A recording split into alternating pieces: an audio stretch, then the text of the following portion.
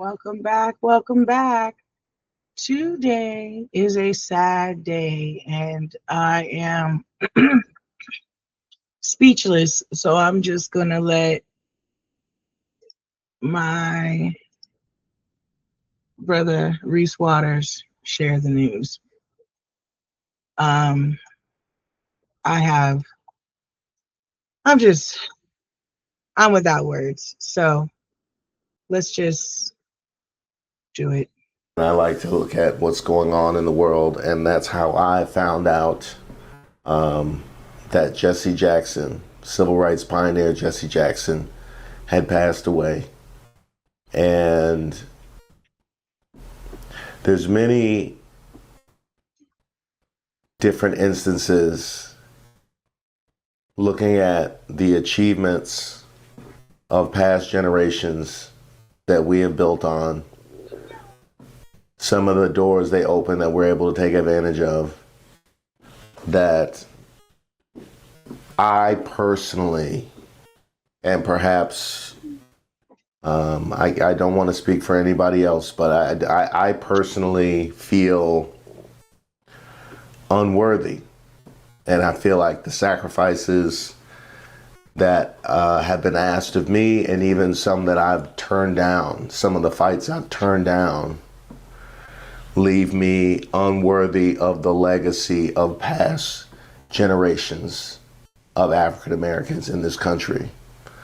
And having walked around with that for as long as I have, the idea of not reflecting upon the life that was lived by Jesse Jackson would have been unthinkable. So I apologize for the way that I sound, and maybe for the fact that I'm unprepared.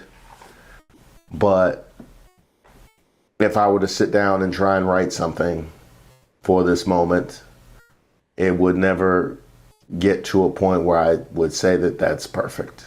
So maybe this is the way that that has to be done. Reverend Jesse Jackson, a civil rights icon, dies at 84. Our father was a servant leader, not only to our family, but to the oppressed, the voiceless, and the overlooked around the world. That from the Jackson family on Tuesday. We shared him with the world, and in return, the world became part of our extended family. His unwavering belief in justice, equality, and love uplifted millions, and we ask you to honor his memory by continuing the fight for the values he lived by. Civil rights leader Al Sharpton said in a statement that our nation lost one of its greatest moral voices and paid tribute to a man who carried history in his footsteps and hope in his voice. Reverend Jackson stood wherever dignity was under attack, from apartheid abroad to injustice at home. His voice echoed in boardrooms and in jail cells. His presence shifted rooms. His faith never wavered. A cause of death was not immediately given. Jackson's family said he died peacefully, surrounded by his loved ones. And I do want to take a moment to express some gratitude that he was able to pass away peacefully around his loved ones, because so many from his generation, as well as those that he learned from, were not afforded that dignity. So I do have some gratitude for that, as well as the fact that it mentioned he was a two-time presidential candidate, and he lived long enough to see that come to fruition in Barack Obama, our first black president. That being said, I don't think, having lived through, at least from the Obama era until now, not as much credit and honor was given to the pathway that was laid by Jesse Jackson, as well as Shirley Chisholm, while we're at it as well. He was admitted to a hospital in November and had been living for more than a decade with progressive nuclear palsy, according to his Rainbow Push Coalition, which affects patients' ability to walk and swallow and can lead to dangerous complications. Jackson revealed he had Parkinson's in 2017. He was treated as an outpatient at Northwestern Medicine in Chicago for at least 2 years before he shared the diagnosis with the public. Jackson was born in Greenville, South Carolina, and rose to prominence in the civil rights era, participating in demonstrations alongside the Reverend Martin Luther King Jr. His activism spanned decades, including 2 runs for a Democratic presidential nomination in 1984 and 1988. First of all, I want to give some love to South Carolina, because I never had the opportunity to give love to South Carolina, one of my core roots, so shout out to them. Had no idea Jesse Jackson was from South Carolina. And him running for the Democratic nomination in 1984 and in 1988. If we knew Michael Dukakis was going to go out like that, we might have given Jesse another look. In the first race, he won more than 18% of the primary vote and a handful of primaries and caucuses, merely by being black and forcing other candidates to consider his very real potential to garner black votes, which they need. Jackson has had an impact. 4 years later, he built on that success by winning 11 primaries and caucuses. I do find it fascinating, the idea of making sure you implant in people's brains the need to do something to garner black votes. The kind of conversations that we have now were being had in 1984. That is something to think about, because a lot of people say we've come so far, but we're still having the same conversations. So have we came far? Jackson began his work as an organizer with the Congress of Racial Equality, participating in marches and sit-ins. He attended North Carolina A&T State University and graduated with a degree in sociology. He began rallying student support for King during his divinity studies at Chicago Theological Seminary and participated in the 1965 Selma to Montgomery March in Alabama. Shortly afterward, Jackson joined the Southern Christian Leadership Conference, or SCLC, to work alongside King full-time. He drew praise from King as a young man running the SCLC's Economic Development and Empowerment Program, Operation Breadbasket. We knew he was going to do a good job, but he's done better than a good job. That from Dr. King himself. Mm-hmm.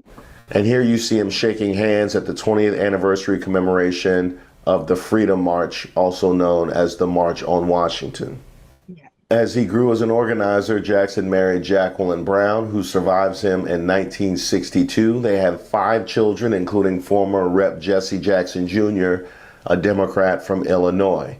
Jackson was at the hotel in Memphis, Tennessee with King when he was assassinated in 1968. He didn't let up after King's death and took his vision for black liberation even further by founding People United to Save Humanity, or PUSH, in 1971. He resigned from SCLC that year to start PUSH after he was suspended from the organization, accused of using the SCLC for personal gain. PUSH worked to improve economic conditions for black communities in the country and later expanded to politics with direct action campaigns in social areas through a weekly radio show and awards for black people.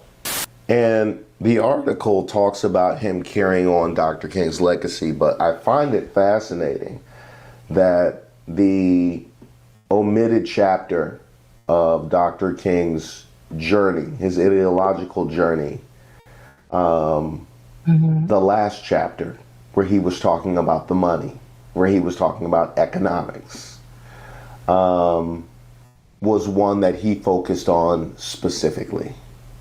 Jackson's 1984 presidential bid prompted the launch of his National Rainbow Coalition, which opposed President Ronald Reagan's policies and advocated for social programs, voting rights, and affirmative action.